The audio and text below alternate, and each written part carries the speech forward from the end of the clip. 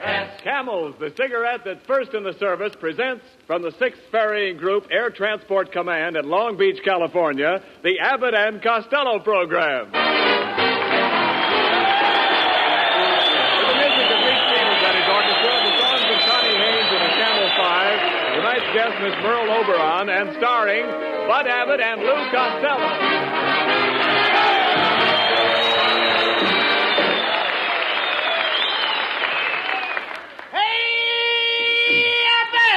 Oh, come on. What's the matter with you, Costello? Hey, Abbott, What? I want to ask you a very personal question. What is it? Do you think I'm fat? Well, I'd say you were on the plump side. Why do you ask? Well, I was over by one of those big hangars. I was standing next to a blimp.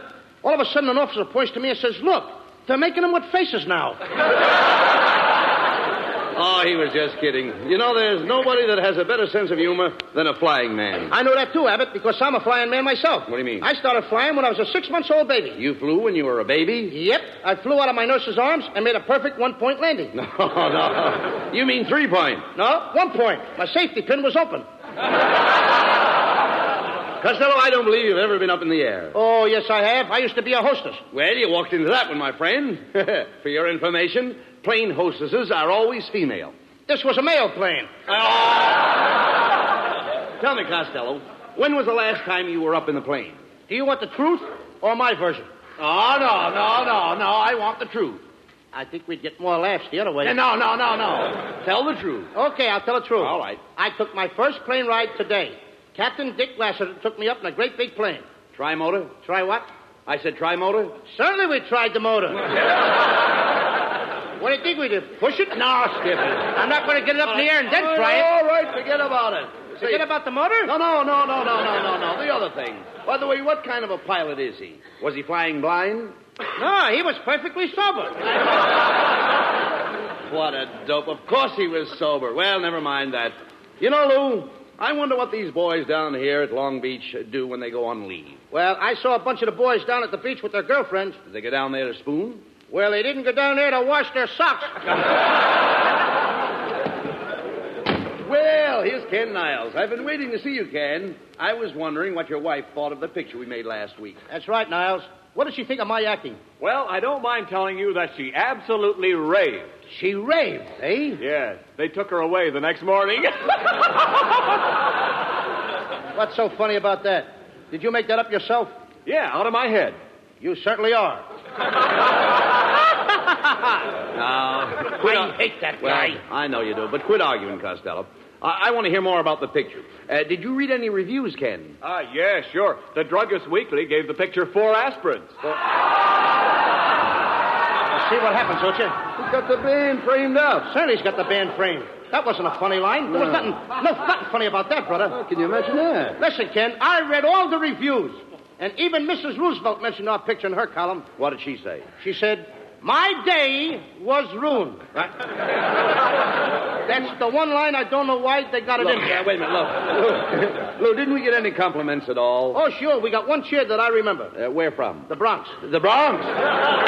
You know, in Hitler's face without music. Oh, yeah. Well, maybe we should give up the idea of producing our own pictures, Don't you be silly. No. Perfume Pictures Incorporated is here to stay. And I'm ready to start another picture right now. Push the button for my secretary. Okay. Hey. What's the idea of a horn for a buzzer? She used to be a waitress in a drive-in. Oh. Oh, boss, I'm sorry I was late this morning. Are you doing anything tonight? Why, no, not a thing. Then try and get here on time tomorrow morning. The fine secretary. How did you get a job here? I used to be in pictures. I played in The Way of All Flesh. What part did you play? One of the meatballs. Everybody gets laughs but me. All right. Have patience. By the way, do I have any appointments today? Yes, sir. At 12 o'clock you have an appointment with Hetty Lamar. What am I doing after that? Me, he asked. Mr. Costello, could I speak to you for a moment? Why, it's Botsford Twink, our soundman. What's on your mind, Bots? Well, I want you to know that I was terribly hurt because I wasn't in your picture last week with Carmen Miranda. After all, if you're looking for new faces, look at me. My face is new, isn't it? Oh, very new. In fact, your whole head has only been slightly used. Please give me a chance, Mr. Costello. I really do have a lot of talent. You know, I do most of the voices in all the Leon Schlesinger cartoons for Warner Brothers. You don't tell me. Yeah, for instance, here's a little Porky Pig. This is the way I talk when I play Porky. That's all, folks.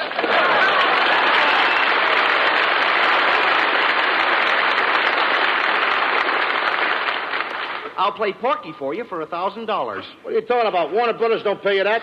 I know, but pork has gone up. What else do you do, Botsford? Oh, did you ever hear Bugs Bunny? I have a carrot here, so I'll give you a little sample. What's up, Doc? What do you say, Tubby? What's cooking, huh?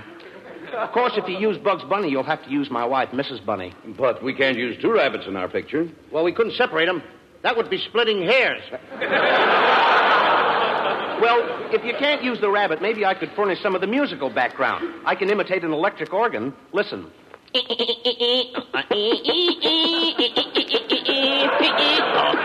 It's clever, ain't he? Do you call it an organ? Now, listen, Botsford. I can't use any of that stuff in my picture. Now, will you get out of here? Now look what you did. No. Now look what you did. Now look what you did. Every time you yell at me, I get the hiccups. Well, when you yell at me, he gets that. Why do you yell? How did I know? Did I know that when I talk loud, he gets the hiccups? Costello. Did I know that? Well, don't yell at him. Do All right. something for the poor fella. Please, Botsford. That's it. Talk nice to him. Botsford, I'm talking low and easy. Now, take it easy. No more hiccups. That brings him out of it. That brings him out of it. Does it? I didn't know that. All right, take it easy. How do you feel? Better now. Oh, you do? I feel fine. Oh, am I glad of that, Abbott. Now, let's get back to this picture. But, Mr. Costello, are you sure you can't use the organ? Botsford, how many times do I have to tell you that I don't... Please. Please, started him again, didn't you? You see what I told you? I know what I'm doing. Get him out Hey,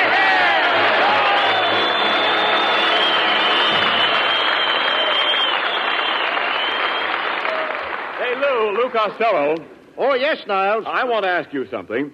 Do you know anything about winter sports? Are you kidding? I'm one of the best ski jumpers in the country. Really? Sure. Last winter at Lake Placid, I made my biggest jump. Yeah? I climbed up to the top of the slide.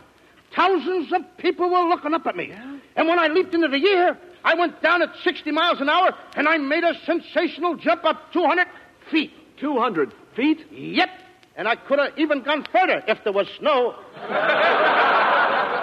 Oh, Lou. much better tonight. Thank you. Lou, I know another good skier, and his name is Dick Durrance, and he's one of the finest skiers in the world. In fact, he's so good that the government asked him to give instructions to ski troopers in lightning-fast mountain warfare. Dick knows his smoking, too. He said, quote, I've smoked Camels for years. They have the full, rich flavor that I want in a cigarette. No matter how often I smoke, Camels never tire my taste, never get my throat. unquote. Yes, and with men in all the services, Camel is the favorite, too, according to actual sales records in the stores where they buy cigarettes. Try Camels yourself for steady pleasure. You'll like the way they hold up, wear well, pack after pack, no matter how many you smoke. The reason is extra flavor, and you know Camels always have more flavor.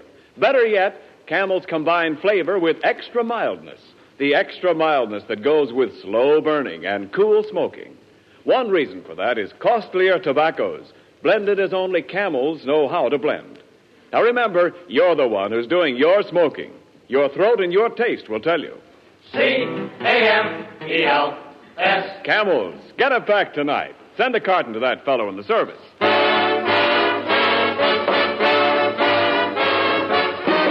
Lead Stevens, the orchestra, and the Camel 5 with a new treatment for an old tune by the light of the silvery moon.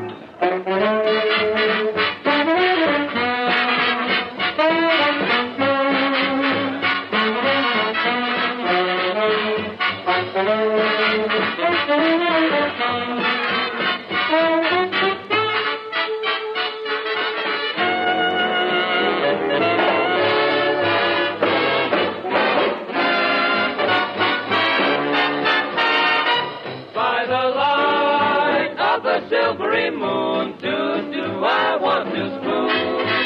To my honey I'll croon love's tune. Honeymoon, keep a shining in June. Your silvery beams will bring love's dreams. We'll be cuddling soon by the silvery moon.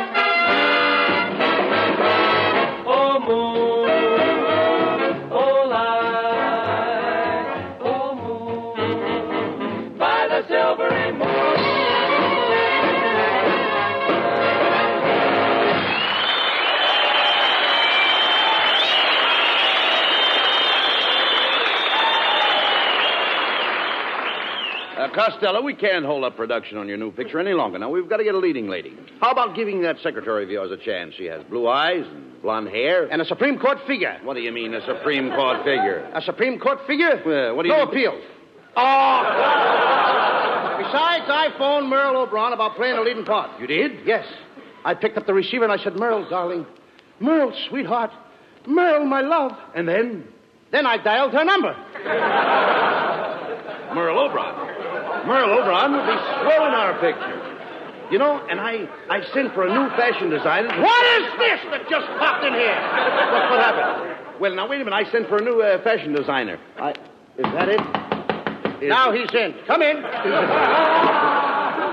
Good evening, gentlemen. I'm your new fashion designer. Pierre, you Pierre. To my friends, I'm P.U. You said it, brother. Hey, get a load of that guy's hair. He's a male Veronica Lake. Pierre, this is Lou Costello. Oh, how do you do, Mr. Costello? Thank you, sir. You are just the man I'm looking at. I've not seen you in a long distance. Get the way his hair hangs over his face. Pardon me, Pierre.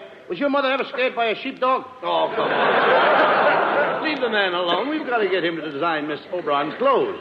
Now, no more remarks about his hair. Looks like a palm tree in a high wind, doesn't it? Well, Mr. Costello, I admit that my hair is a standing joke. Well, it needs a new switch. I don't know what's wrong there. Keep quiet. We must have Miss Oberon's wardrobe designed before she gets here. Pierre, would you mind telling us some of your ideas on women's clothes? Oh, not at all. The main thing is color harmony. Color harmony? What's that? Well, it's very simple, Mr. Costello. For instance, if you were carrying a pink bag, you would not wear a green dress, would you? Oh, gracious, no. I wouldn't dare. Why, I'd be the laughing stock of my sewing circle. All right, come on, never mind. What kind of line is that to get me a big man? Forget it. Skip those things. Come here, Pierre. Now, with a shortage of materials, how about something plain for Miss Oberon to wear? We'll call it a defense dress. How about that? How about making it out of barbed wire? That isn't defense. It ain't exactly an invitation. Go ahead, Pierre. Suggest a dress for Merle Oberon. Something that she can wear in our picture. Well, being a brunette, I would suggest that I make Miss Oberon a gown of apple green with a peach skirt, lemon trimmings, plum ruffles, an orange belt, and a tangerine scarf. Huh? That ain't a dress. That's a fruit salad. Nevertheless, that sounds fine. Now, what about Merle's hat? Well, the hat should be very simple but very smart. Do you think the boys in camp here would like Miss Oberon in a hat that has 3 roses and a ribbon on the side? Huh? No, they'd rather have 4 roses with a chaser on the side. Now, get out of here and I'll design the clothes myself. Oh, Costello, you can't design clothes. Is that so? I just invented a lady's leg paint that takes the place of stockings. It even covers the knees. It disguises the knees? You said it. You can hardly recognize the old joints. Oh, well, we let Merle Oberon design her own clothes for the picture. What do you say? Yes, and I'm just the girl who can do it. Now listen, kid, you keep out of this. Look who it is. It's Merle Oberon.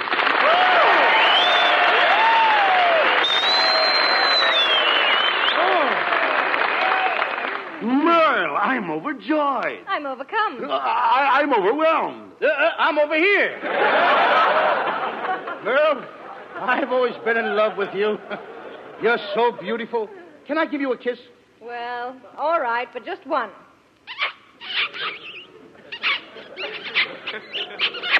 Lou, where did you learn to kiss like that? I used to be a bugler in the Boy Scouts.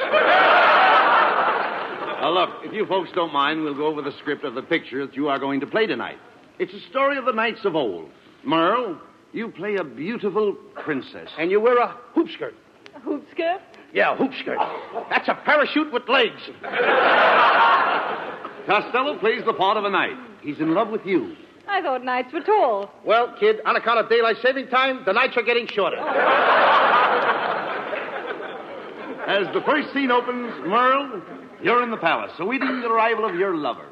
You are playing the organ. Organ? Like this? Botsford, didn't I tell you that you couldn't be in this picture? I started it again. Well, don't shout at him. Oh, I'm sorry. I'm sorry. I'm sorry. All right, I'm sorry. I'm talking nice and easy. Relax. Take it easy. All right, Botsford. Shout at him in a moment. I'm talking nice and easy. Can I talk? I'm okay. I'm sorry, Botsford. Very sorry. I'm okay now, Mr. Costello. Oh, I'm glad you are. Now keep out of the picture. You did it again. Don't yell at Sorry, me. Botsford. Botsford, I'm sorry. Will you please put a gag in his mouth? Put a gag in his mouth. Yes. If I had a gag, I'd tell it myself. Come on, let's get back to this story. Costello, as a knight, your costume is a suit of armor. That's right, Lou. You wear an iron coat, an iron vest, and iron trousers. In fact, you wear a whole iron suit. Where do I get it pressed? At Lockheed? Now, your suit may become rusty, so you better keep yourself well oiled. I'd have to be oiled to make love to you in an iron suit. Merle, you walk out on the balcony. Yes, and I sneak right up to it. How'd you get across the moat? I caught the guard with his bridges down. Then we have the big scene where Costello serenades you with a song of love. And, Lou, I will drop a flower on you. In a mad moment of love? No, in a pot. Now, Merle, you signal that the coast is clear. And Costello, you climb the balcony. You reach Merle's side. You're panting from the long climb in that suit of armor. Yes, that's it. You gaze into her eyes. Remember, this is your big chance. Never mind, no more pants. Never mind that. There's emotion in your voice. As you stand there in your iron suit, what do you say to her? Hey, kid, have you got a can opener?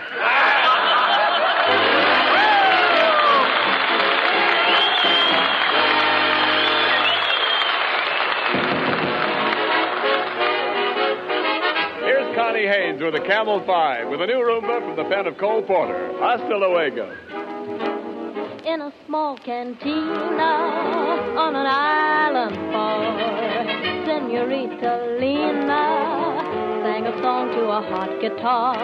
All the ding-dong dandies used to gather about when the lovely Lena, Lady Vina, would give in and give out. Hasta luego. Too bad we must part. Hasta luego. And that mucha good luck, sweetheart. Once they'd married Lena and her rich old guy moved to Pasadena, where the best people go to die. But when she'd collected all his copper preferred, back to her cantina, lovely Lena went flying as she purred. Hasta luego.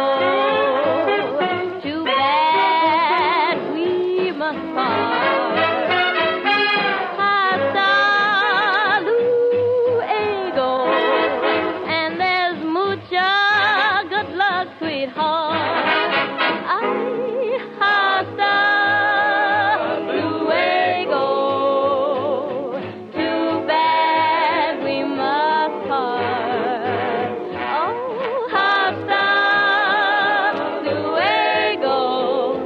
And there's mucha good luck, sweetheart.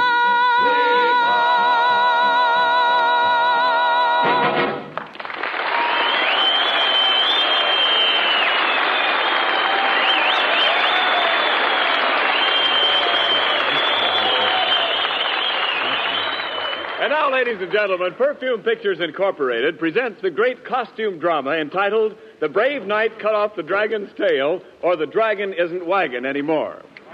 The beautiful Princess Guinevere is played by Merle Oberon. Lou Costello is the brave knight Sir Porterhouse, and Bud Abbott is his good friend Sir Loin. I play the part of the king. As the scene opens, the princess and I await the arrival of two brave knights in our kingdom. Curtain. Greetings, brave knights. Kindly approach the throne. Greetings, Your Majesty. I am Sir Loin, Knight of the Bath from Saxony. And I am Sir Porterhouse, Knight of the Bath, from Constantinople. What kind of words did I give you? Constantinople? Yeah, Turkish bath. Greetings, brave knights. I'm the Princess Guinevere. And who are those beautiful dames with you? They are my ladies in waiting. Well, what are we waiting for? Quiet, Costello. Oh, Sir Porterhouse, you must save our kingdom. The people are angry. They're clamoring outside the gates of the palace. Just listen to them clamor. Clamor, clamor, clamor. Clamor.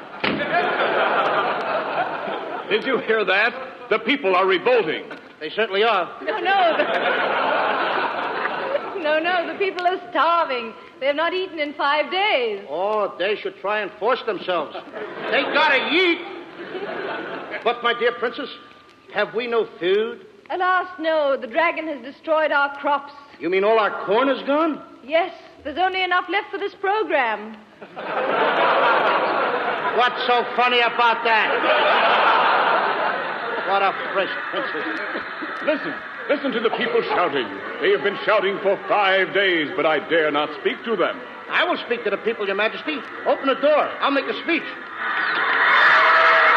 People of Saxony! Shut up! That got him. Now, my dear princess, just what do you desire us to do? My dear knight, for several years now, my father has been bothered by a terrible dragon. Why doesn't he pick up his feet? You don't understand. You don't understand. Nobody understood that. Today, the dragon is coming to carry off the Princess Guinevere. You must save me from this mean monster, Sir Porterhouse. He's a very mean beast. Okay, kid. He has 2 heads, one at each end. How does he sit down? He can't. That's what makes him so mean. Well, don't be mean. Don't worry, princess. All right, I'm allowed one mistake, ain't I? I am not afraid of nothing. One time I climbed up a tree and I bagged a ferocious tiger. You went up a tree after a tiger? No! He came up after me. But you said you bagged him. I did bag him. I begged him to go away, but he wouldn't. And what happened? Well, I snapped at the tiger snapped at me, and suddenly something whizzed past me. What was it? Pomona. Pomona. Talk sense, will you? Then my uncle came to my rescue, and I finally brought that tiger home stuffed. What was he stuffed with? My uncle. Oh, Your Majesty, the dragon is almost upon us. He's coming to get the princess. Quick, princess. Button up my iron suit. Wait a minute. Just a minute. I thought you were a princess. I work the swing shift on the side. Costello, look at that thing belching smoke and fire. Is that the dragon? It ain't a smudge pot. I'm getting out of here. It's too late. He's got us trapped. Here he comes. Now do what he does. Do exactly what he does. Right. He's staring at you. Stare back at him. I can't. Cockeyed. I can't do it. Quiet. He's roaring at you. Roar back at him. That'll scare him. Wait a minute. Now he's wagging his tail. That lets me out. Look out! Look out, he's going to charge. He's going to charge? How much? No. Quick, grab him. Private Governor. There's a fancy line. Grab him by the gullet. Grab him by the gullet. By the what? The gullet. The dragon's neck. Let him neck. What do I care about their love life? Give me my sword. Give me my sword, somebody. I'll cut his nose off. But how will he smell?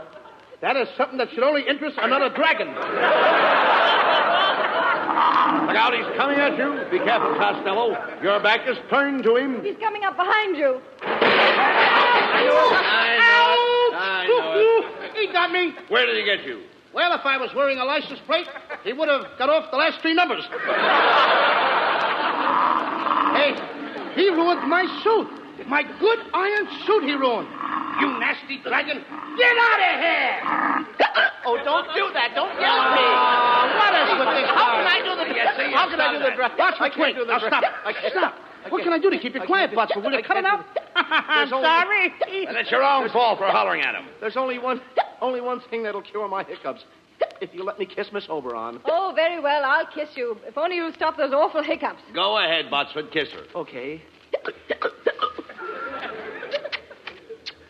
How do you feel now, Botsford? Oh, I feel fine. But, what? That's all, folks.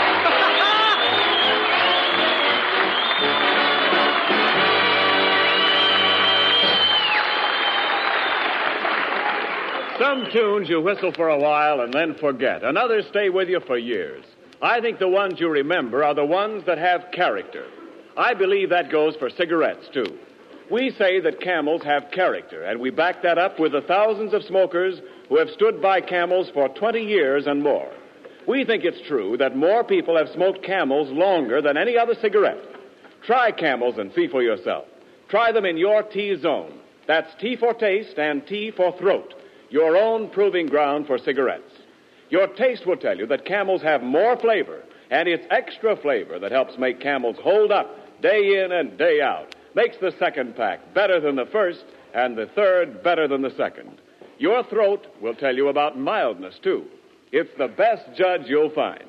Yes, Camels are mild, cool smoking, slow burning, because they're expertly blended of costlier tobaccos. Your throat and your taste will tell you. C-A-M-E-L-S. Camels, get a pack tonight. You'll want to buy a carton tomorrow. Here's more news about the Camel Caravans, those traveling shows which entertain the men in the Army camps. 32 performances of the Camel Caravan units will be given to men in the training stations throughout the coming week.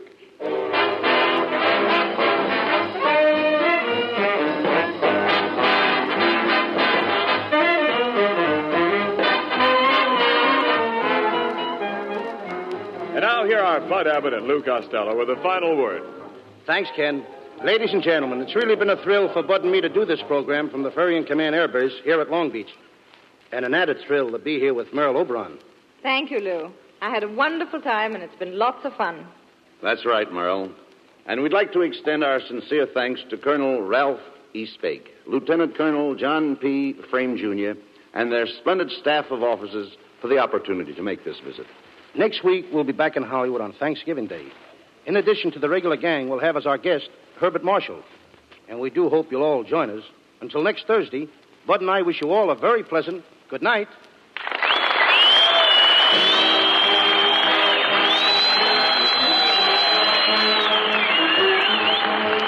Camels present 4 great shows each week. Tomorrow night, the Camel Caravan with Lanny Ross, Xavier Cugat, Herb Schreiner, Lou Lair, and their guest star, Bob Hope. Saturday night, Thanks to the Yanks with Bob Hawke. Monday night, Blondie. And next Thursday at the same time, Abbott and Costello with their guest, Herbert Marshall. Our broadcast this evening was from the 6th Ferrying Group, Air Transport Command at Long Beach, and does not constitute an endorsement of our product by the War Department, as they do not endorse any product. The Army has also requested us to make this announcement to all men of 18 and 19. There is a serious need for young men, so serious that the Army is willing to let men of 18 and 19 choose whatever branch of service they desire. Go to your nearest Army recruiting office or induction station tomorrow. Learn about the jobs the Army has open in 13 different branches, all explained by men who know these jobs inside and out. Listen to the Camel Caravan tomorrow night with Lanny Ross, Xavier Cugat, Herb Schreiner, Lou Lair, and their guest star, Bob Hope. And now this is Ken Niles wishing you all good night.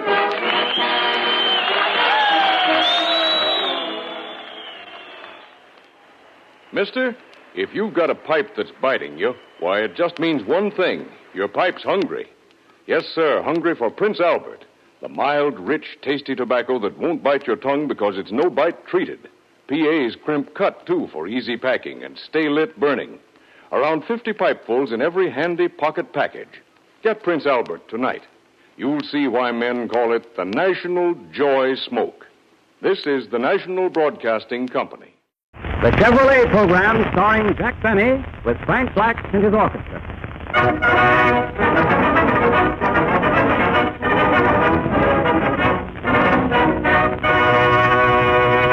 Frank Black opens the program with Roll Up the Carpet.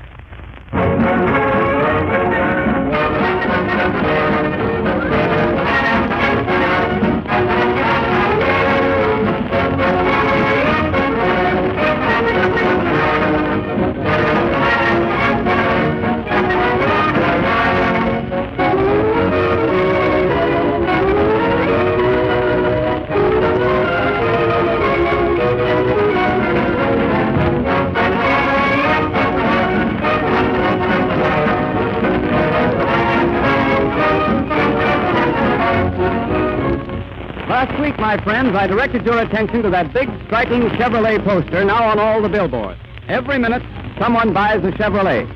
Ladies and gentlemen, that statement is incorrect. Tonight, I take pleasure in informing you that since the Chevrolet poster was prepared, Chevrolet sales have shown such an increase that instead of every minute someone buys a Chevrolet, it should be every 40 seconds someone buys a Chevrolet. Now that, mind you, is every 40 seconds, night and day. And here are the figures to back it up. During the month of May, Chevrolet dealers reported the sale of over 65,700 cars and trucks. That's 17,500 better than May 1932. 11,800 better than April of this year. Naturally, Chevrolet is grateful to the American public for making such a record possible. A record which exceeds by 1,000 cars a day the May production of any builder of automobiles. And everybody knows why. Chevrolet is the only car giving Fisher body, no draft ventilation, fine performance, proved dependability, and unexcelled economy at prices as low as $445 FOB Flint. That's why, today, more than ever before, Chevrolet is the world's largest builder of automobiles.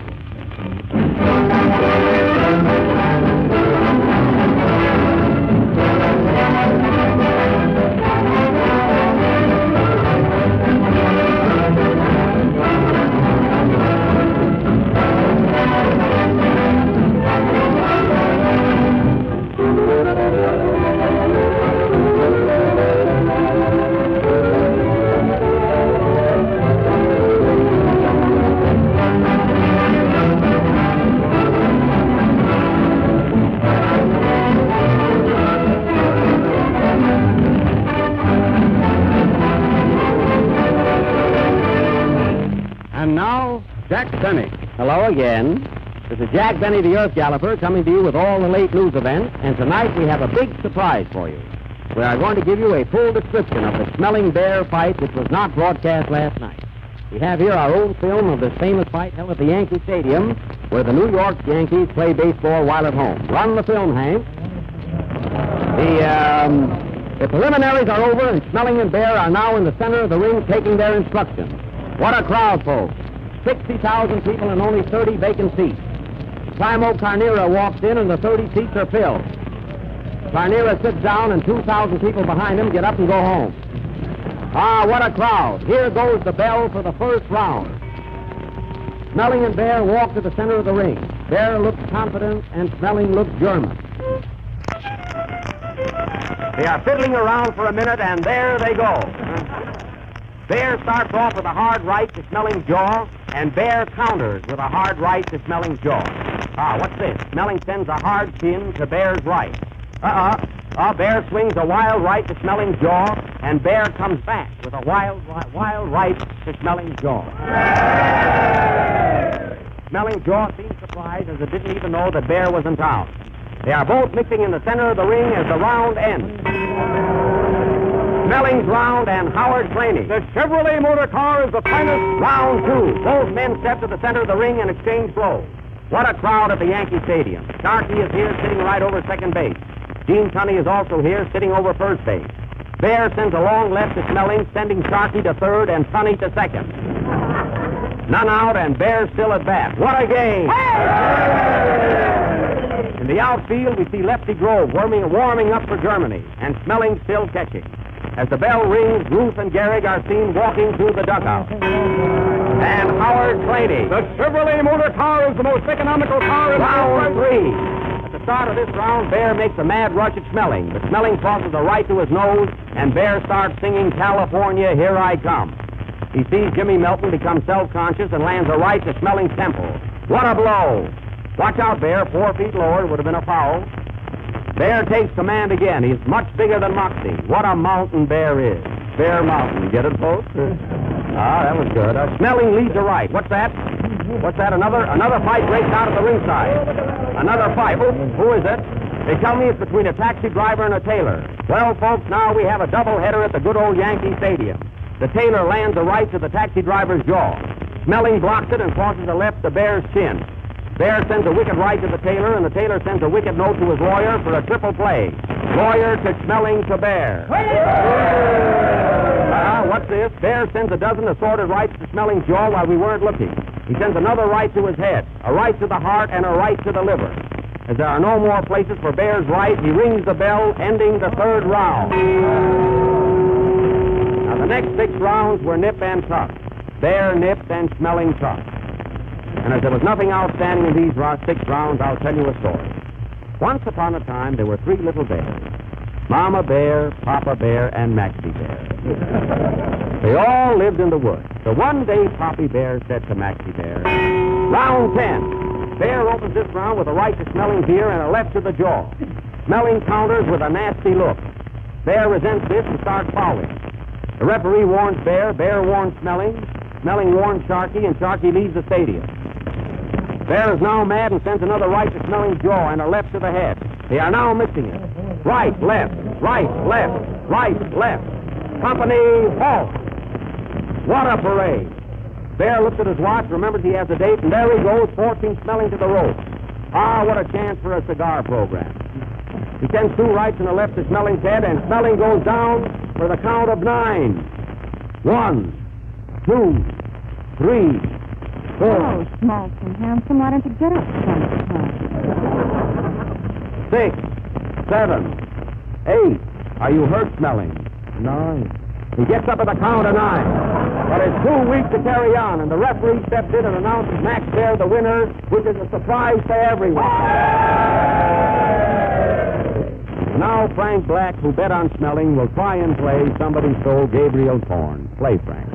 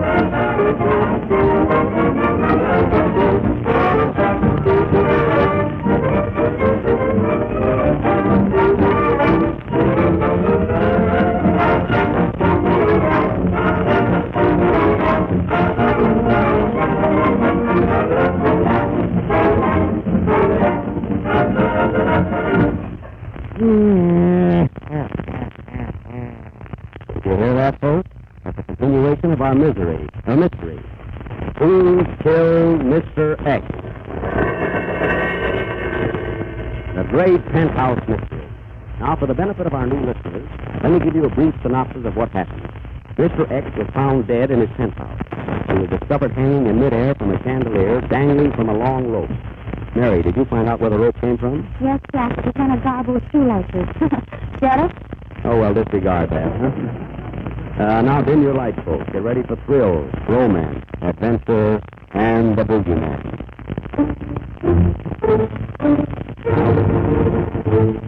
Not yet, Frank. Besides, we're not seeing anything. This is a mystery. Hey, Mr. Benny, when do we have to the case? One mystery at a time, please.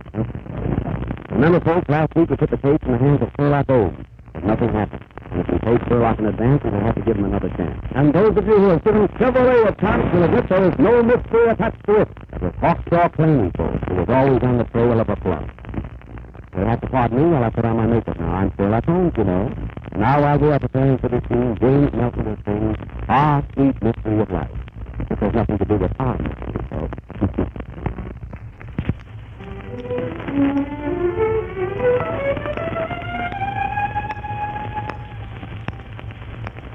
Oh,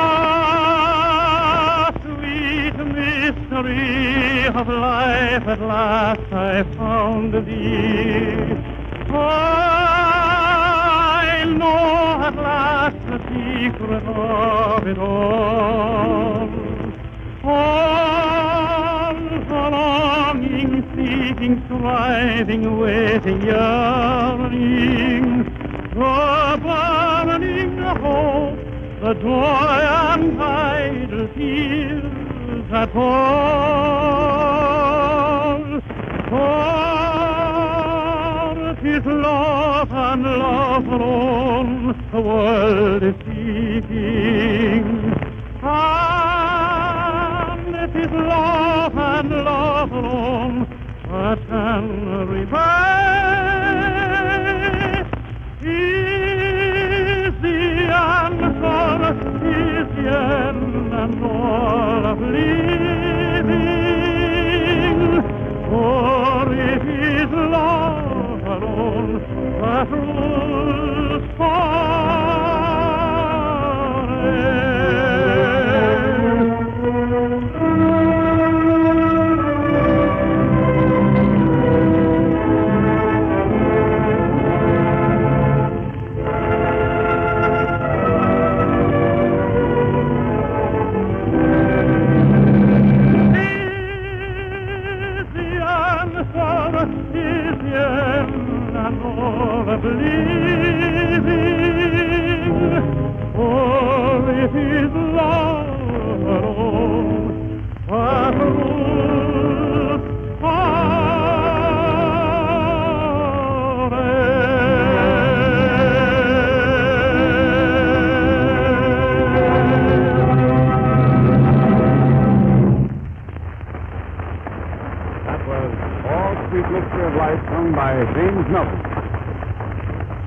take you again to the study of Sherlock Holmes, who is working out some new clues in hopes for a speedy arrest of the murderer of Mr. X. The Home of Sherlock Holmes.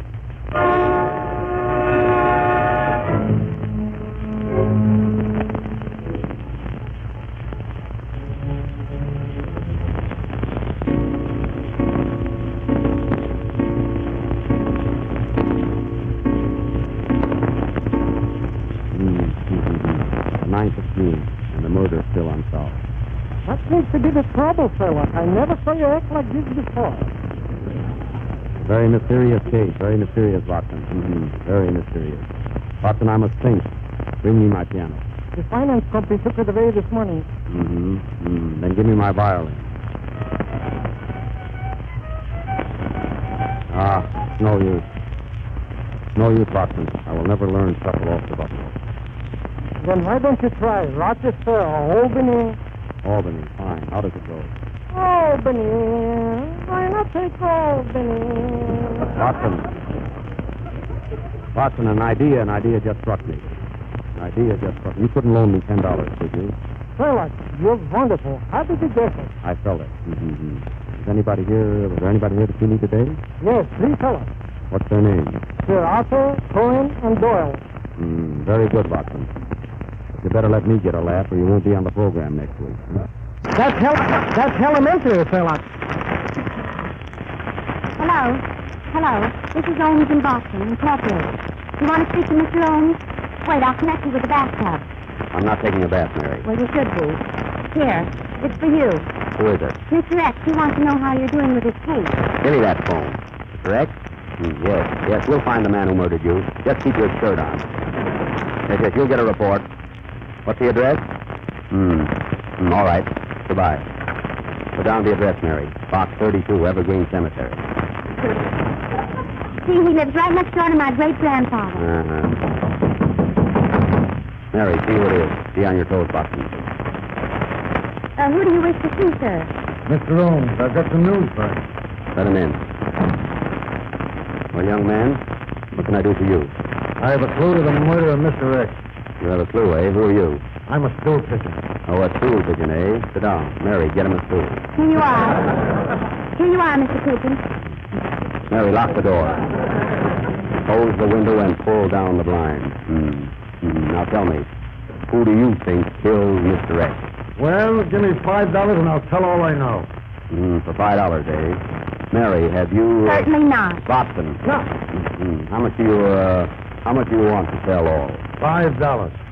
Here's 50 cents. Just give me a rough idea. Well, you're a new customer. I'll take it. Now, what's your clue to the murder of Mr. X? Well, I saw a fella flying over the penthouse less than a week ago. He looked very suspicious. He was flying over 200 miles an hour, and he didn't stop until he got to Oslo, Norway. Oslo, Norway. Mm-hmm. Yes, and when he turned around and saw me looking, he left quickly for Moscow. Yes. Go on. And as soon as I got to Moscow, he left for Siberia. And how did you keep up with him? Don't tell anybody. A Chevrolet. Mary, a Chevrolet. It was a Chevrolet, folks, the most dependable car in the low-price field.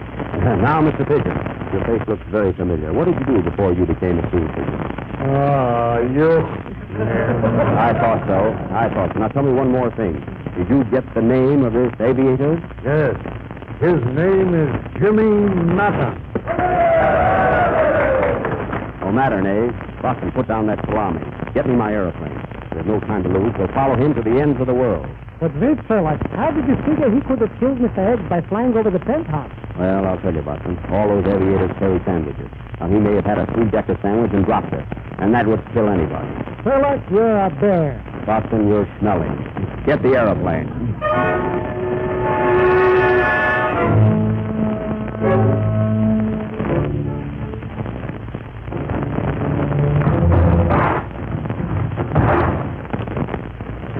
Here you are, Sherlock. All we got is a tri-motored plane. What's a tri-motor plane, Jack? Plane with 4 motors. Boston, spin the propeller.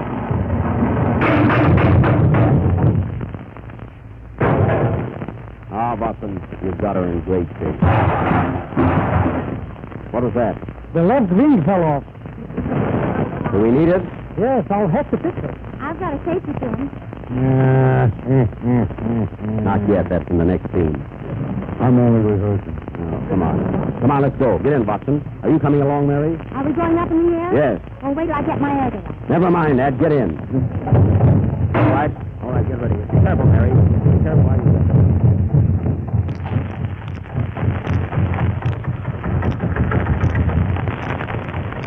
Happy landing! I doubt it!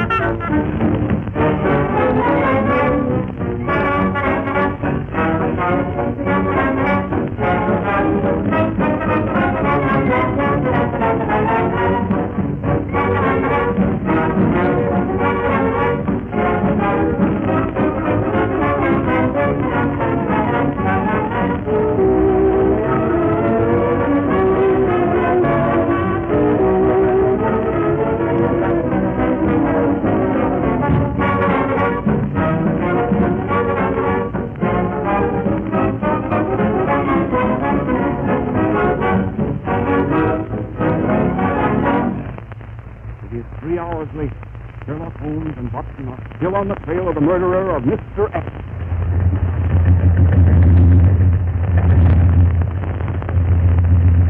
How fast are we going, Watson? 600 miles an hour. 600 miles, and I'm only in second. You're certainly going fast. What country is this we're passing? England. What country? You're too late. France. Look, Sherlock, somebody left a pack lying on the ground. Pack nothing. It's the Eiffel Tower. Sherlock, you're colossal. Hallelujah, you're a bum. Watson, I'm afraid we're running out of gas. Don't worry, I just put a quarter in the meter. Good work. Look, we're crossing the Russian border. So quick. Remember, this is a half-hour program. Look up. Look, there's another airplane. You're right, Sherlock. Maybe that's the man we want. Get closer.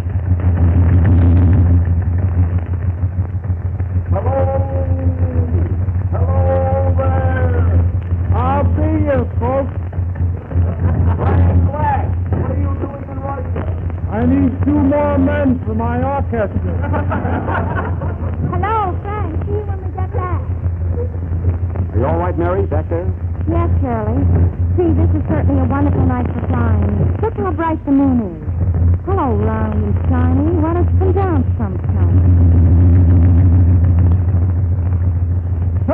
Sherlock, there's another plane ahead of us. What plane? That one straight in front of us. That's a mosquito on your nose. Oh, I was wondering why it bit me. Watson, put down that cloud. What are you doing with that cloud in your hand? The silver lining. Doc, isn't that another plane ahead of us? He's right, Sherlock. Yes, sir. Do you see it? Yes. That might be our man, Jimmy Matter. Now pull up alongside him. Hello! Are you Jimmy Matter? No, I'm Jimmy Melton. Well, that's clear enough. Did you kill Mr. X? No, you asked me that last week. Pardon me.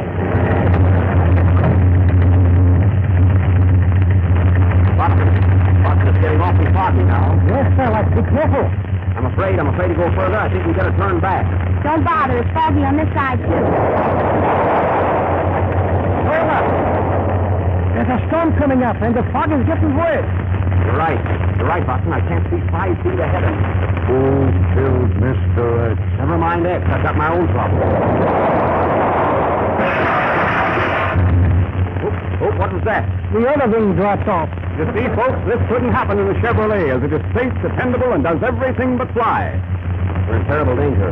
Watson, I can't control the stick. Oh, there goes the propeller. How are we on gas?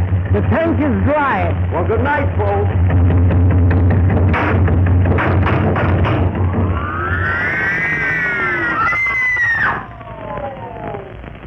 Next week, ladies and gentlemen, we will continue our mystery. Who killed Mr. X? And what happened to Holmes, Watson, and Mary? And smelling. Right, Watson. Play, Frank.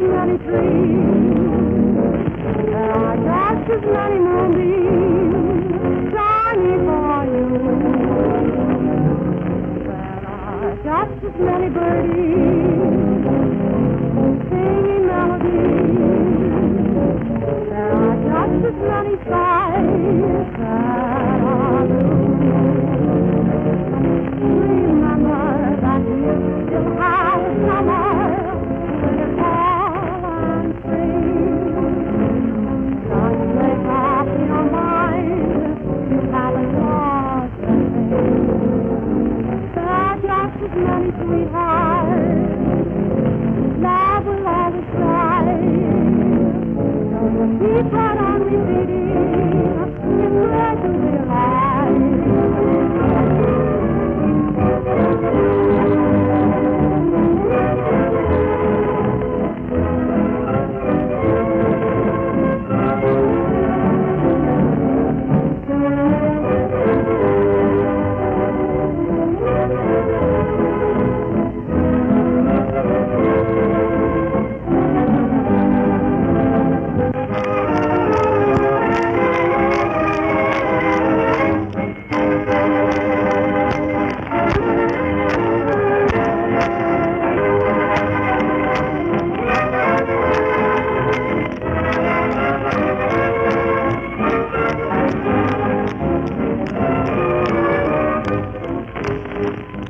A century of progress exposition. Ladies and gentlemen, it's off to a grand and glorious start. Everybody's excited about it, talking about it, planning and figuring how and when to go. And nearly every person who's been to Chicago comes back with the same enthusiastic story. Chevrolet has stolen the whole show. That perfectly amazing World's Fair factory of Chevrolets, in which cars are built right before your eyes, is a fascinating sight. It's the highest of all the high spots in 3 miles and a half of thrills. Now, here's a tip, my friends, on how to get to the World's Fair, the easiest way, the coolest way, and by far the cheapest way. Drive in a Chevrolet, America's most economical car. You can travel all day long, and based on average gasoline costs throughout the country, 4 people in a Chevrolet can cover over 200 miles for less than 40 cents apiece. Yes, you'll not only have a cooler, more restful, more enjoyable trip in a Chevrolet, but you'll have more money left to spend at the fair when you get there. On to Chicago, America. On to the World's Fair, the most economical way. In that big, thrifty, dependable 6, Chevrolet.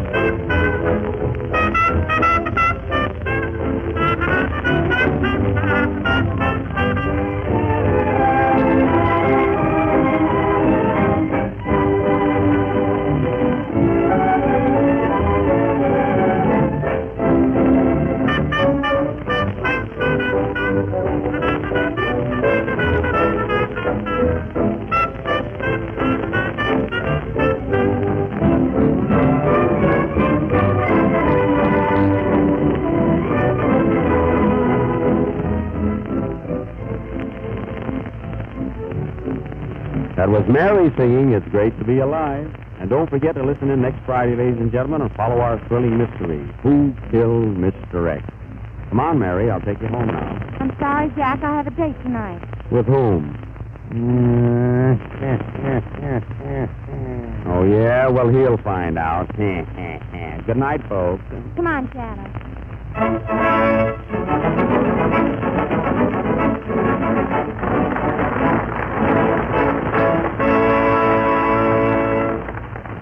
In the Park is from The Gold Diggers of 1933, and It's Great to Be Alive is from Strike Me Pink. This is the National Broadcasting Company. WEIS, New York. It's time to smile. Peter Van Steeden and the Ipana Troubadours playing I'm Nobody's Baby.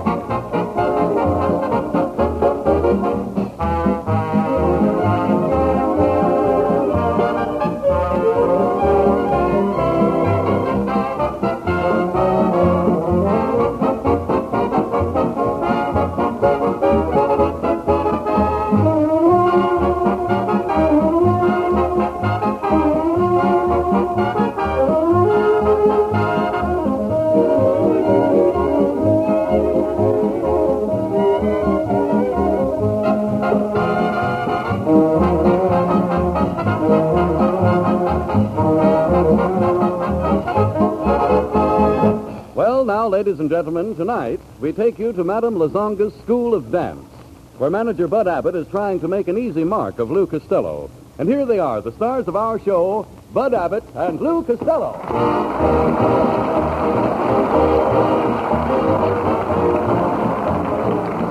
Well, step right in, folks. Madame Lazonga's School of Dance. 6 easy lessons, 50 beautiful hostesses. Say there, neighbor. How would you like to dance with a pretty girl? Oh, not me, kid. I just had a terrible accident. No. Yeah, my car upset. And if I don't turn it over, my wife is going to be mad at me. Well, why don't you dance with the pretty girls first? Then you can turn your car over. Oh, no. I got to do it now, or my wife won't like it. Look, I'll explain it to your wife. Where is she? She's under the car. Oh, my goodness. Where did the accident happen? Hey, see that car across the street? Right across the street? Yeah. See that wreck over there? Yes. Is that your car? No, that's my wife. Your wife? Yeah, the car is the one with my wife's dress wrapped around it. Oh, I see. Fits perfectly, don't it? Look, wait a minute. Look, if you had an accident, why didn't you call a policeman? Why didn't I call a policeman? Yes. Because I hit one. Yeah, you mean you hit a policeman in uniform? No, I hit him in a patrol car. Wait a minute. Did he recognize you? Well, what'd you say? Could he swear to you? Yeah, he could swear to me, and I swear right back at him. Well, you shouldn't have done that. You should speak softly to a policeman. I did, but he heard me. Quiet now. Look, all right, I'll tell you what to do. Step right in and meet Madame Lazonga. But be careful how you talk. She's very hoity-toity. Hey, is that her over there? That's her. She may be hoity, but she'll never see toity again. Ah, mademoiselle, I kiss your hand. Oh, such a warm kiss. Why does it burn me so? I forgot to take the cigar out of my mouth. Ah, madame, you have beautiful hands. Beautiful hands. Gorgeous, they're just like petals. Rose petals? Nah, bicycle pedals. Now, skip it. Now, Madame is ready to teach you La Conga. Yes, come let me put my arm around your waist like this. Oh. Oh! Now, wait a minute, neighbor. Oh. Wait a minute. Are you getting a trifle emotional? Emotional nothing. She's standing on my foot. Get off. I thought you told me she could do the La Conga. Oh, certainly. But usually when I do La Conga, I wear a native sash around my waist. Size 48, ain't it? Yeah, how did you know? I used to put the saddle on War Admiral. No. Come here. She's peeved. I know. Look, She's now, these lessons are 10 cents each or 3 for $1. How about it? Okay? 3 for $1? All right. Well, I'm no sucker. Come on, I'll take the 3 for $1. Give me the $1. Okay. There you are. Now we're all set. Right. All set for the first lesson. Are you ready? Right. Position. Music. Lesson's over. What kind of lesson was that? Now, don't get excited. Now, lesson number 2. Are you ready? Position. Music. Mr. Costello, you dance divinely. I'm not even out of the first position yet. I dance divinely. You heard the lady. You should see me when I get a chance to use my other foot. All right. Look, neighbor, what do you want to do? Tire yourself out? Who's getting tired? Come on, will you? I want to do some dancing or something here. I know, but you shouldn't get tired of these Look, things. you said like this. You said, music, the band went ta-ta-ta, ka-plunk, over. Oh. I hate you and Vince I see. Stevens. All right, the band went ta-ta-ta. Yeah, I heard it. Well, that'll be $1 extra. For what? For listening to the music. Oh. Look, what do you want me to do?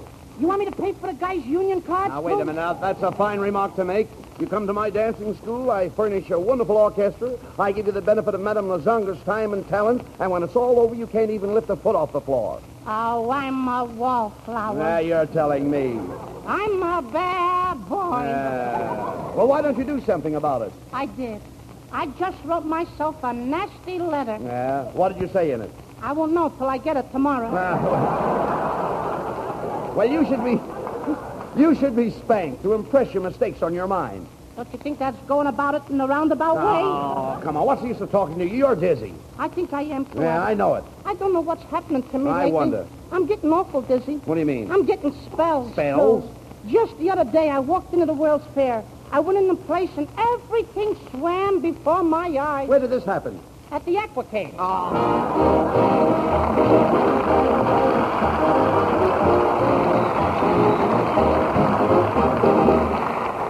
Oh, Benet Venuta, before you sing your first song, will you come over here a minute, please? Why, certainly, Harry. What for?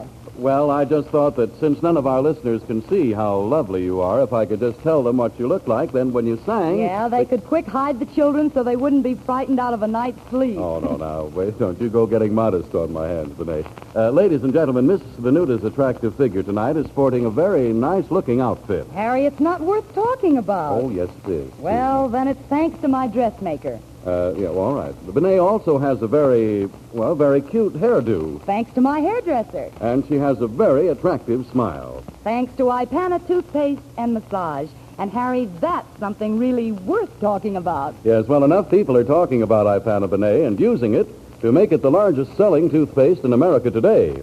And the reason for that popularity, ladies and gentlemen, is just as plain as the nose on my face. A winning smile, the kind of a smile we all want, depends not only upon sparkling teeth, but upon firm, healthy gums as well. And the creamy, well-cooked foods we eat nowadays do not give our gums the work they need to keep them firm and healthy. So they often become soft and more susceptible to trouble.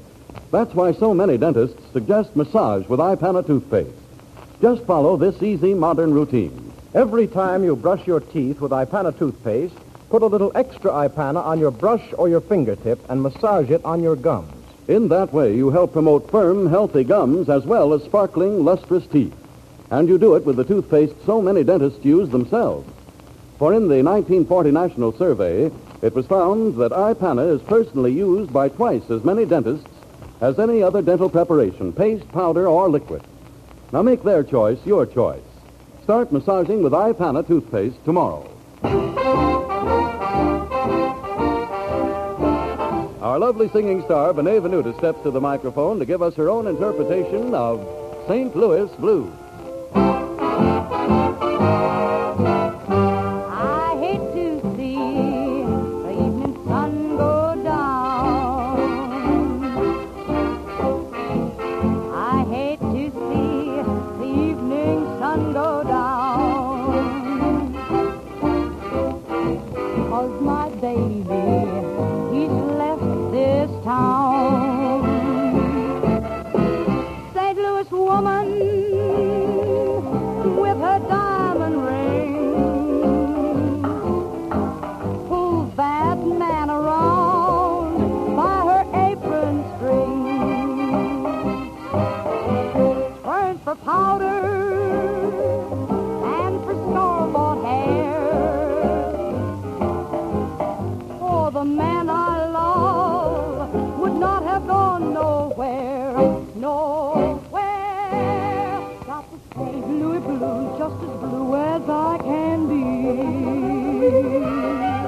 That man's got a heart like a rock cast in the sea. Oh, else he wouldn't have gone so far from me.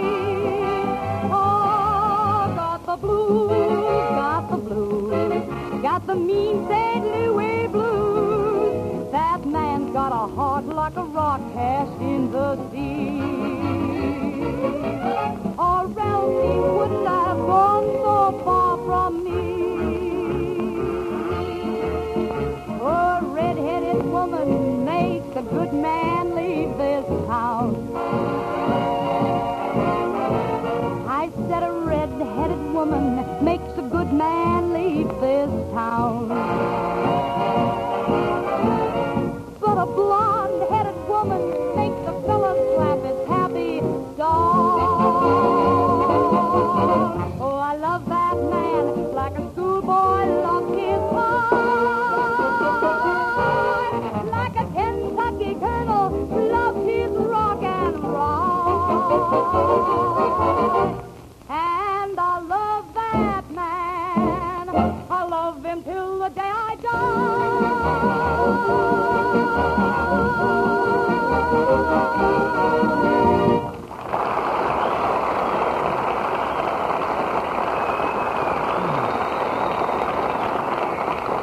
Ladies and gentlemen, last week, Abbott and Costello formed the Wackyville Film Company and presented their first effort, The Life of Daniel Boone.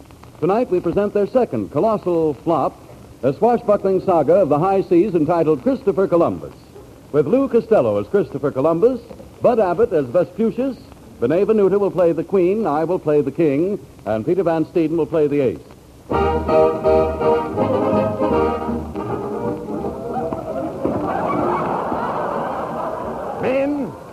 Men, we need hardy sailors to make this pearl voyage to America. Seamen, step forward and state your experience. King's Fleet, Naval Base. Captain Kidd's Pirates, Marine Base. Brooklyn Dodgers, third base. All right. Columbus, stop fooling. Now, if you're going to discover America, we've got to get started. Did you get any information from the Bureau of Navigation? No, sir. I kept asking the guy what kind of weather we was going to have for sailing. And all the guy kept saying hello to another guy that wasn't even there. What are you talking about? He kept saying hiya, Tide. You know there's nobody around named Tide. No. The man meant tide was high. All right, so Tide was high. The guy will sober up in the morning. Look, I'm trying to find out about weather conditions. Suppose you're 200 miles out to sea. What happens if you run into a squall? Suppose we're 200 miles out of sea, Yeah. we run into a squall. Yes. How are you going to run into an Indian's wife in the middle of the ocean? No, you don't understand. You know what I'm worried about? Why? Octopuses. Octopuses? Yeah, that's a fish with 8 faces. How do you figure that out? Well, octo is 8. Yes. And a puss is a puss. Oh, come on. Please, that's enough, Costello. I mean, Columbus. What is that? It's the king. It's the king. It's the king. Uh-oh. I better hide. Last night I sneaked into the king's castle before the drawbridges was up. And the king's mad about it. Why should he be mad? I caught him with his bridges down. All right, quiet. Quiet, Costello. I mean, Columbus. Here's the king. So you're Columbus. Yes, sir. I've heard about you. You're in love with my wife. Every night you've been coming to my queen and asking her to let you press your suit. That's a lie. I only asked her to wash a couple of my shirts. Wait a minute. You asked the queen to wash your shirts? Yes, sir. Queen Isabella of Castile? Yes, sir. What happened? No soap. That's you. You're Irregardless. Nevertheless, Christopher Columbus, as captain of the Castilian Navy, I'm going to make you my first mate. You're going to make me your first mate? I am, yes. Oh, Kingy, I'm going to be your first mate. Are you sure you won't get tired of me? Bosh! I thought that was going to be much better. We all thought so. Well, I must be getting back to my palace to look over an important paper. But, Your Majesty, why are you so anxious to look over some paper? I gotta see how Dick Tracy's coming out with the Yokoyama. Yeah. Oh, the queen. The queen. Hey, Abbott, give me a rock. Quiet. That's the queen. What a beautiful voice. She sings like a bird. What kind of a bird? A stool pigeon. Chrissy, who you hissing? That's me. Hey, Queen Izzy. Come here. Oh, tonight, Queen Izzy, you are glamorous. What makes you so beautiful? Well, every day I bathe in milk. Do you mind if I ask you something personal? What? How do you get in a bottle? Oh, Christopher, I brought you my jewels. Here's my platinum coronet, my diamond rings, my sapphire brooch, my emerald bracelets, my pearl necklace. Ah, gee whiz. Christopher, why are you crying? I want a Mickey Mouse wristwatch. Oh, Christopher, don't cry. I want to remember you as a gay, brave adventurer. Before you go, let us have one last dance. Okay, kid. Oh, come on. Get out of here. Come on, Columbus. Behave yourself, Columbus. If you're going to discover America, we'd better hurry. The barometer's falling. Well, pick it up and let's get going. All right, come on. Pull up that anchor. Okay. Wait a minute, hey. And stop throwing your clothes through that porthole. Porthole? Yes. I thought it was a little closet. No. Hey, Abbott, what are all those guys over there? Vespucius. Oh, Vespucius? Yes. What are all those guys over there working on in the shipyard? That's a hull of a boat. You're telling me. What are those guys working on? 4 days later. Columbus, 4 days out and we're making wonderful time. Hey, Abbott, how many miles an hour does this boat go? She doesn't go miles, she goes knots. How do you like that? Of all the boats I got to discover America, I got to pick one that goes nuts. No, knots are nautical miles. If you ask a sailor how fast the boat is going, he won't tell you miles. No? He'll say knots. And I'll say nuts right back to him. No. Was he a fresh guy? No, keep quiet. This is a wonderful boat. It has nice sleeping quarters, a fine dining room, and did you get a look at the officer's mess? No, I didn't see anybody's wife on board. No. Maybe she's in the front of the boat. Columbus, you mean forward. Forward is in the front of the boat. Aft is in the back. The starboard is on the side. Now, where's the port? In a bottle, in the icebox. You're a fine sailor to send out to discover America. What would you do if you woke up in the middle of the night and found the boat leaking? What would I do if I found a boat leaking? Yes. In the middle of the night? Yes. I'd put a pan under it and go back to bed. No. Here, let's put it this way. Suppose there's a hole in the side of the boat. A hole in the side of the boat. Now, get it right. And the water's rushing in. What would you do? I'd bore a hole in the other side and let it rush out.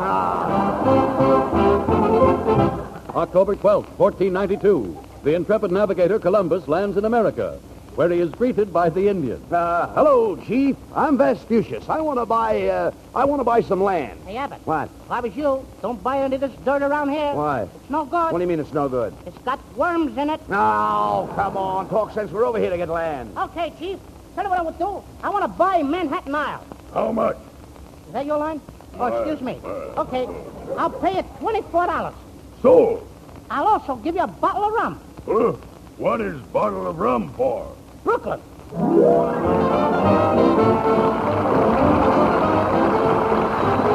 Peter Van Steeden and the Ipana Troubadours bring us the title song from the Broadway success Louisiana Purchase.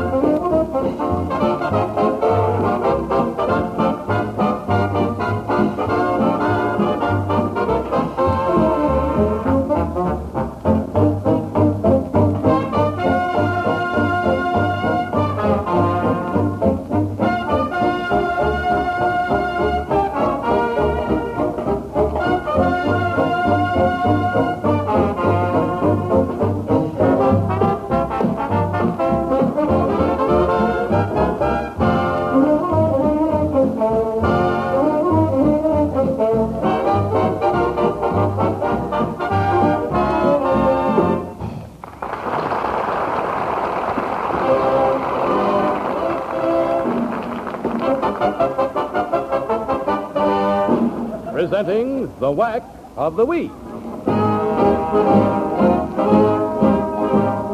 Once again, we come to that part of the program wherein Messrs. Abbott and Costello interview the mental giants of our time. Each week, we bring to our listeners a unique personality, someone whose creative ideas are richly deserving of public acclaim. Tonight's genius is a woman, a style creator, whose radical ideas on women's clothes threaten to revolutionize the world of fashion. She is the author of the book, Phooey on Fashion. And here she is, Miss Nancy Barton. Good evening, Miss Barton. You know, Mr. Costello has told me that your very book is very helpful. Oh, really? But, Mr. Costello, my book is for women. How could it possibly be helpful to you? Well, I got a short leg on my kitchen table, and your book just fits under it. All right, now, quiet. What do you want to do, make trouble? Now, never mind. Miss Barton, would you mind telling us some of your ideas on women's clothes? Oh, no, not at all, not at all. Too many women are like sheep. They copy dresses of debutantes and other celebrities without regard to their own personalities. Now, this fails to express individuality and frequently results in poor color harmony. Color harmony? What's that? It's very simple, Mr. Costello. For instance, if you were carrying a pink handbag, you wouldn't wear a green dress now, would you? Oh, I wouldn't dare. Heaven forbid. What would the neighbors say? Why, I'd be the laughing stock of my sewing circle. Mr. Costello. You mean you belong to a sewing circle? Oh, yes. I just whipped up a swell dress for my wife. Costello, you made the dress yourself without having your wife with you? How did you guess her size? Oh, I tried it on a beer barrel. Yes, I did. And then I took it home and I put it on my wife. Yes, and how did it look? It looked better on the beer barrel. Well, what kind of a dress was it? I mean, was it satin? Satin? It looked like somebody slept in it. Well, from what you say, I take it Mrs. Costello is just a little overweight. A little overweight. Listen, when Abbott gets on a scale, it says 135. When I get on a scale, it says 189. When my wife gets on a scale, it says one at a time. One at a time.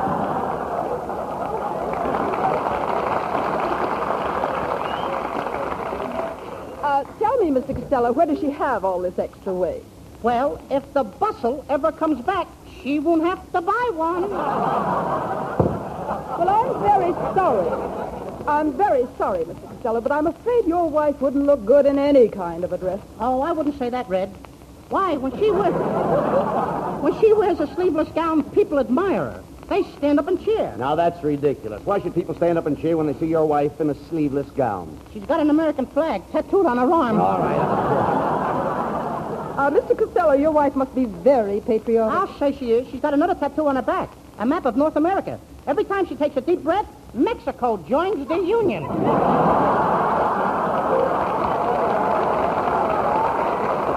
doing good. Yeah, look, forget your wife. Miss Barton, I understand that you recently designed a sensational costume called Futuristic Fantasy, which is to be exhibited at the World's Fair. Am I right? Yes, you're quite right. It throws all convention to the winds. You see, I took one of my models, and I covered her with a veritable splurge of color. One dress and hat are rainbow color. Now, one shoe is blue and the other is yellow. The left side of her hair is dyed green, while the right side is purple. It's remarkable. Have you ever seen anything like that, Costello? Not since I gave up drinking. Oh, no. It doesn't look as bad as it sounds. It's really a dream. A dream? Mm-hmm. Don't kid me, lady. That's a nightmare. In Technicolor. Now, furthermore, the hat is quite chic. It has 3 roses with a ribbon on the side. Could you think of anything more attractive? Yeah, 4 roses with a chaser on the side. That's even more attractive to men. Especially if he's a musician. All right. Especially if he's in Van Steden's band. All right, we'll forget Especially if he's Van Yeah, Steden. well, all right, never mind. Especially if he's Van. Yes. Especially if. Yes. Especially. All right, now... I ain't got any more. All right, well, keep quiet. We're supposed to be discussing clothes. Okay. Miss Barton, what do you think I ought to wear at a dinner party tomorrow night? Well, now, that depends.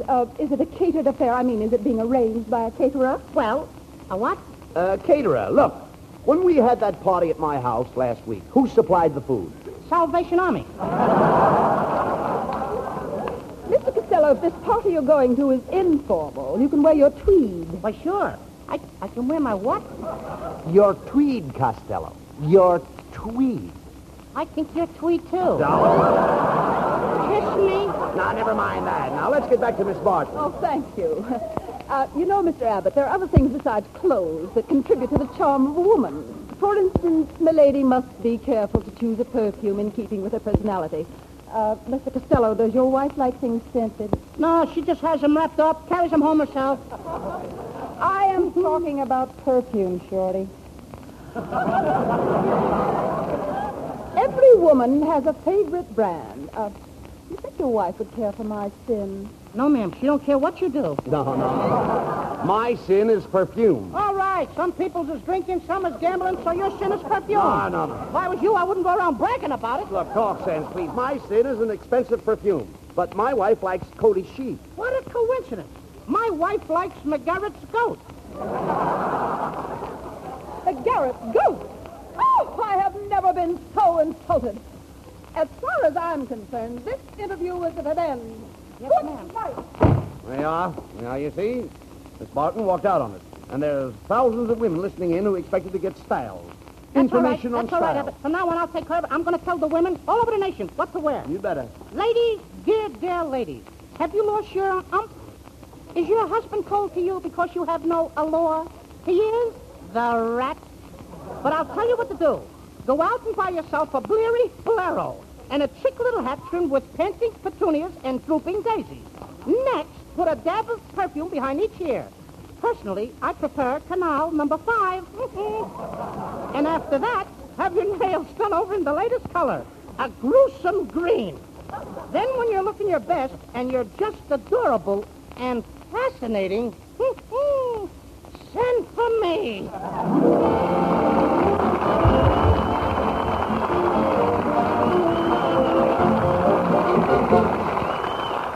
And now, ladies and gentlemen, if I may, I'd like to ask a question. Oh, no, you don't. You don't ask me any questions. I beg your pardon. Who are you, sir? I am a victim. That's what I am, a victim of quiz programs. Oh. Every time I go to see a radio show, somebody shoves a microphone under my nose and starts asking me questions. What's your name? What do you do? All I do is answer. I'm tired of it. Tonight, I'm going to ask a few questions. What's your name? Harry Von Zell. What do you do? Well, I try to make people understand how much sal hepatica will help them when... What's sal hepatica? It's a famous sparkling saline you should take any time and every time you need a laxative. Why? Well, simply because it helps you feel better faster. You see, sal hepatica is a quick-acting laxative, yet it's very gentle. And besides, it also helps counteract excess gastric acidity, chases that sickish feeling fast. Well, I guess you've answered all my questions. Yes, and you'll find that sal hepatica will ideally answer almost everyone's question as to what laxative to take. So get a bottle of sal hepatica from your druggist and see how much faster you feel better when you take gentle, quick-acting sal hepatica. Hey, young fellow with that sour-looking puss. Now, please don't pick on me, Benet. All right, Harry, but must you stand there with that sour-looking puss? Well, I have had an awful day. Well, what happened? Well, I wrecked my car this morning. The coffee burnt my tongue. Aw. The bank called me for money, and my nerves are all unstrung. Shame. The laundry ruined my Palm Beach suit. A neighbor stole my bumper suit, and it rained. It rained? Yeah, it rained. Oh, Harry, stop hiding behind a pillow whenever the dawn looks gray. Get out, and meet the sun halfway. There may be a fortune waiting, or maybe an egg souffle. Get out, and meet the sun halfway. Get into the tub, and as you begin to rub and scrub you out with your version of the road to Mandalay. Don't ever expect the bright side served up to you on a tray. Get out, and meet the sun halfway. Stop hiding behind a pillow whenever the dawn looks gray. Get out, meet the sun halfway. There may be a fortune waiting, or maybe an egg souffle. Get out, meet the sun halfway. Get into the tub, and then you begin to rub and scrub you out with your version of Ebonay. Don't ever expect the bright side served up to you on a tray. Get out of bed, you sleepyhead. Meet the sun halfway.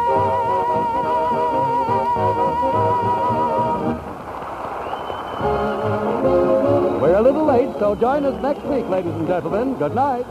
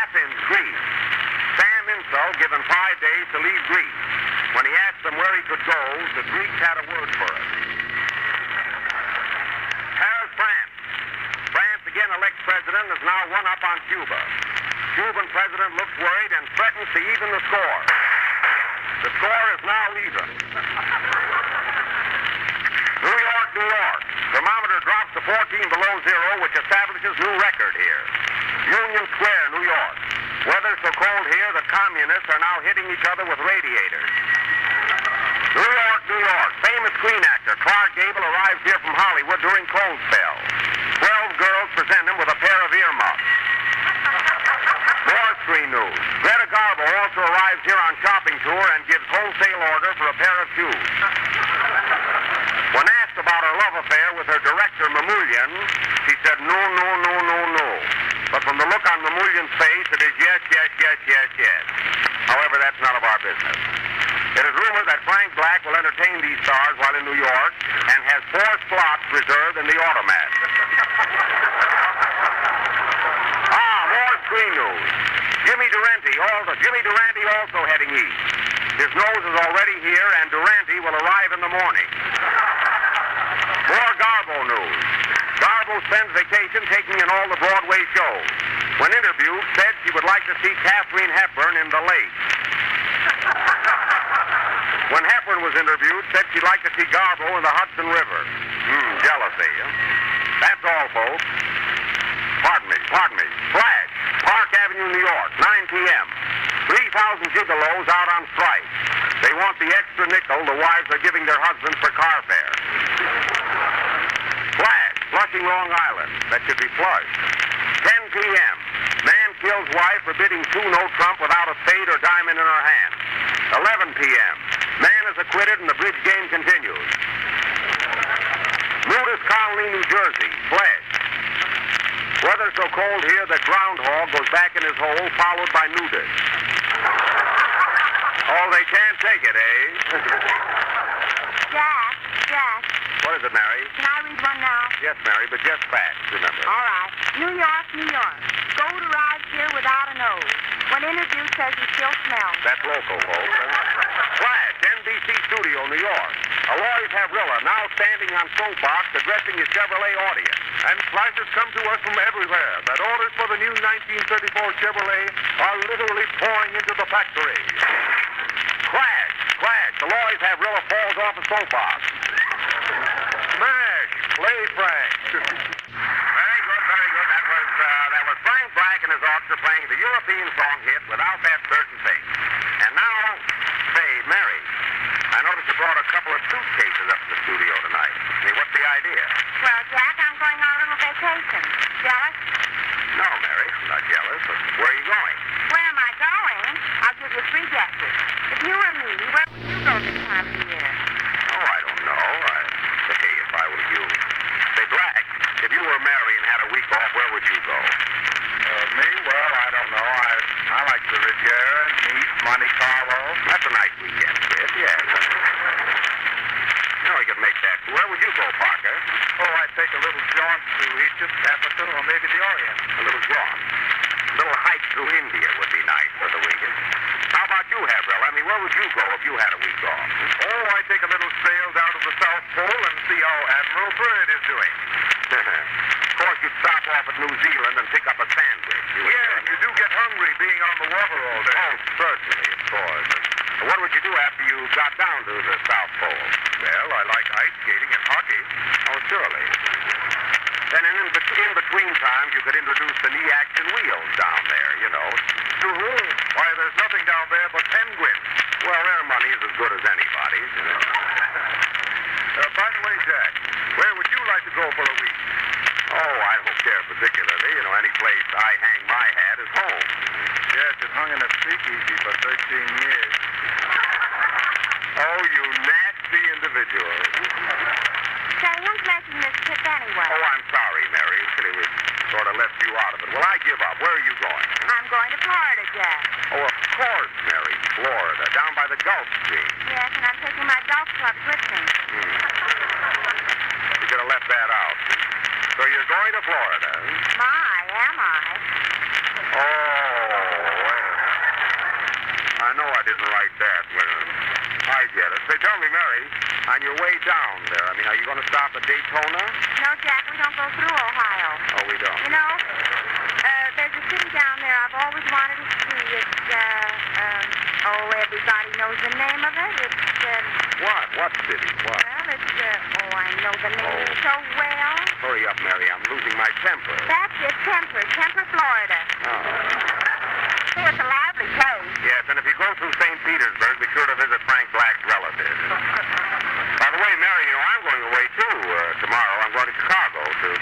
sister. See, that's swell. We'll be on the same train together as far as Montreal. Montreal is in Canada. Oh, pardon me. I was holding this map upside down. Yes, I see.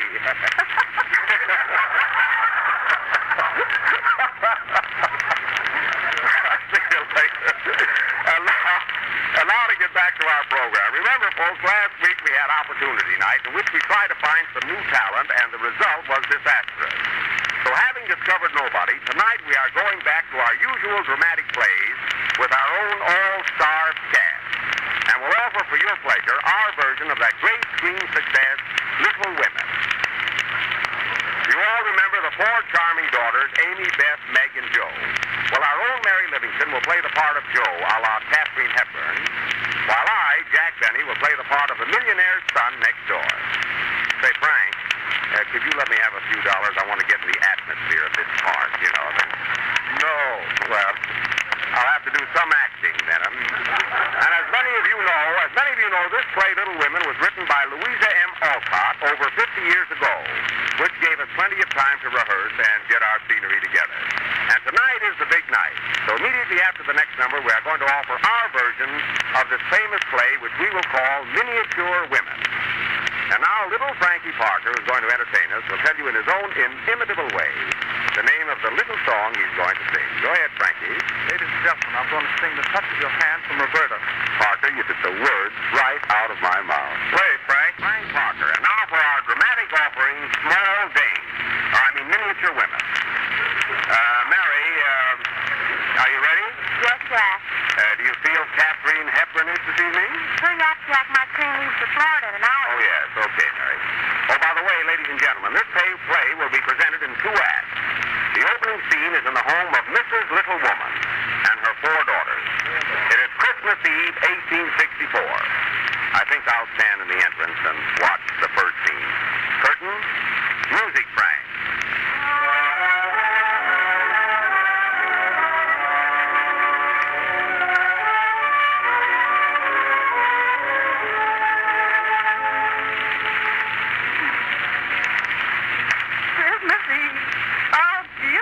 Christmas Eve this year, and I have so much to be thankful for. Four lovely daughters.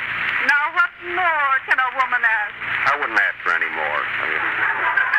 Sweet old ladies.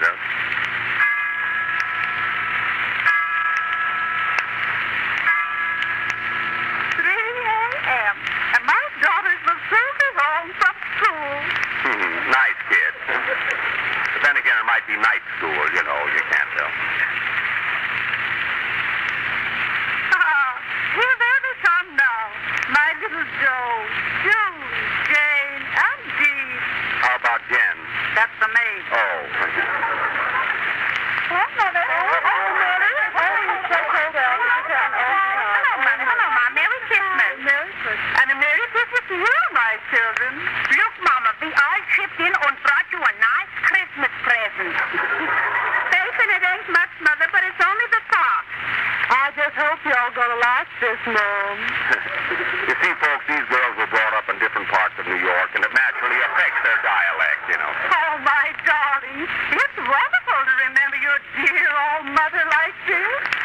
What did you bring me, children? I brought you a nice pair of ice skates. Have a good time, Mama, and don't slip. Mother's 75 years old, and they bring her ice skates. Oh, well, it's the thought. Oh, thank you, children. I'll have these the first thing in the morning and buy some food. I don't blame her. Hard to digest skates, you know. Oh, girl, where's Joe? Didn't she come in with you? No, Mama. I think she's out in the hen coop writing poetry. That's poetry. Yeah, she's out in the hen coop writing poetry. Poetry, poetry, poetry. That's all Joe thinks of. Sure, she's not writing poetry at all. I saw her out in the garden talking to that millionaire's son who lives next door. I'll say she is. That's where I saw her, Mom, talking to that rich neighbor next door. Cute little blonde from Dallas. I'm afraid we miscast this play. You know? Oh, that millionaire's son makes me sick. Always sending us presents, paying our rent, buying us food. We'd have starved a long time ago if he hadn't held us back. That's a shame.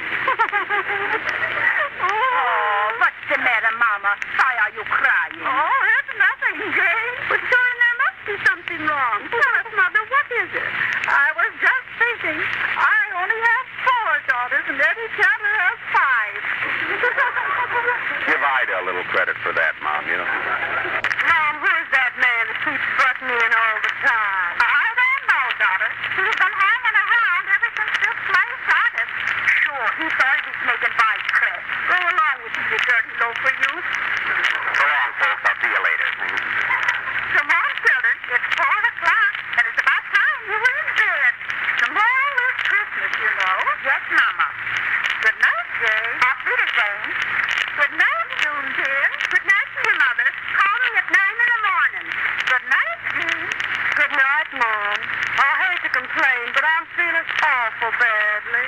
What's the matter, darling? Oh, I don't know, Mom. I just feel like I'm gonna die. Oh, you're poor, dear.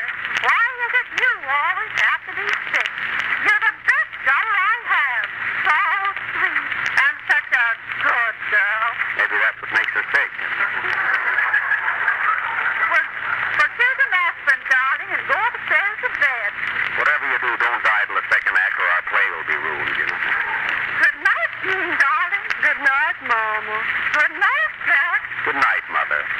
The Ice Thing from Of the Ice Thing, played by Frank Black and his orchestra.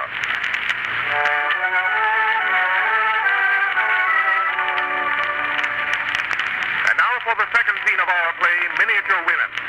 The next scene takes place 2 nights later by the old elm tree on the Gutgeld estate, where we find Tom Gutgeld waiting for his sweetheart, Joe, with whom he is madly in love. And the Chevrolet is the only car on the low-price deal with any action wheels, which has nothing to do with this play.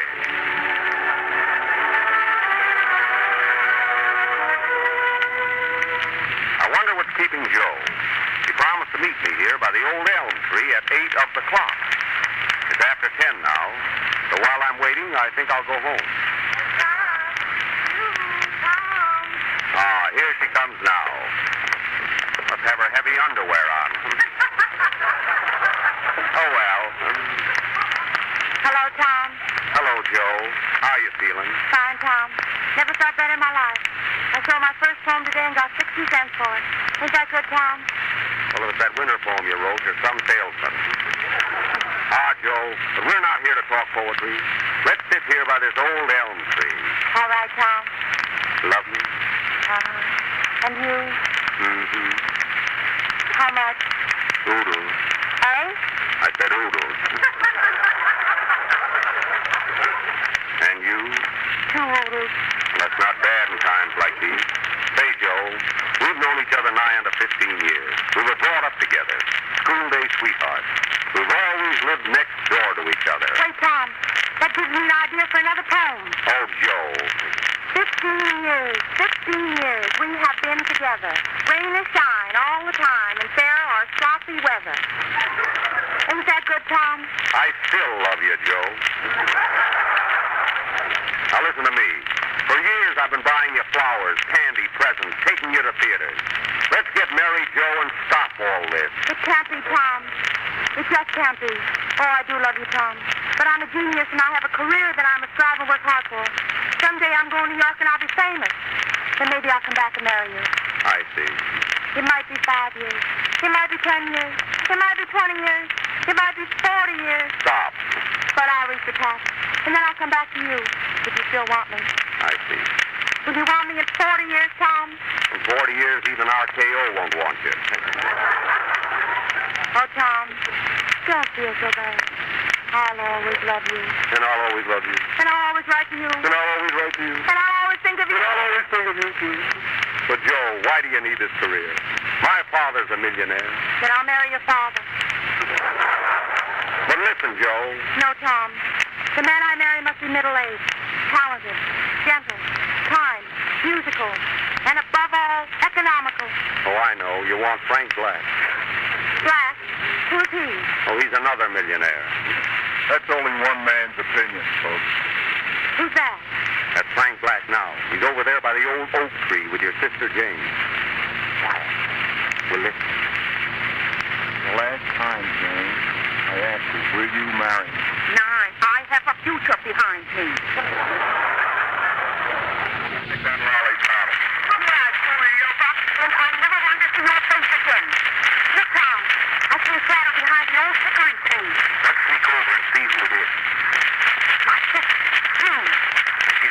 Listen. Senseless kiss of roses, breathing a prayer upon my soul. Sure, it won't help you. I wouldn't marry John McCormick. So he was telling me. But come, sweetheart, say the word that will make me the happiest man in the world. Will you marry me? No. Ah, that's the word.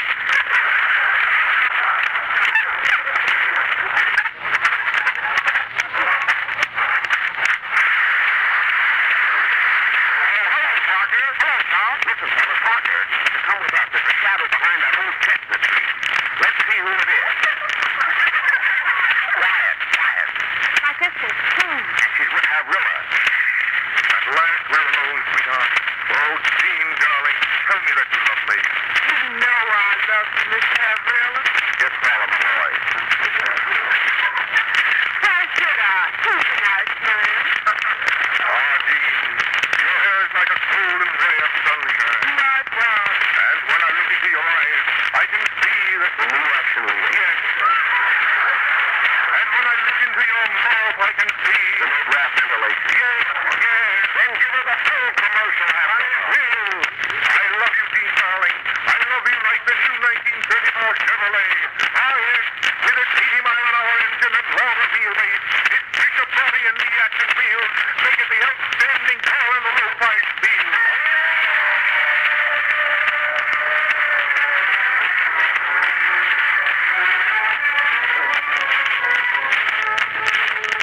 Well, that was fine. I think everyone gave a swell performance. And now, folks, let me introduce the cast of our play, Miniature Women.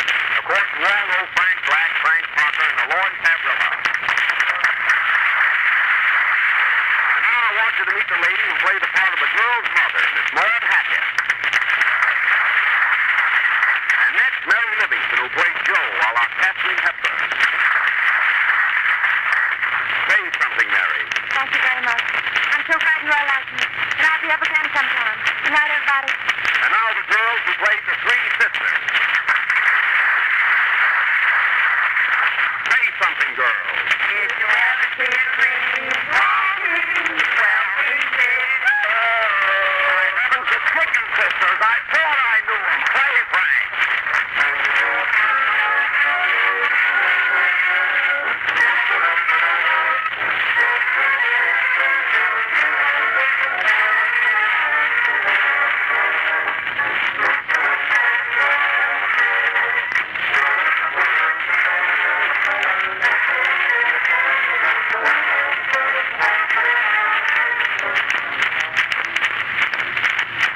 This is the last number of the 19th program on the 11th of February. And you know, folks, it is changed.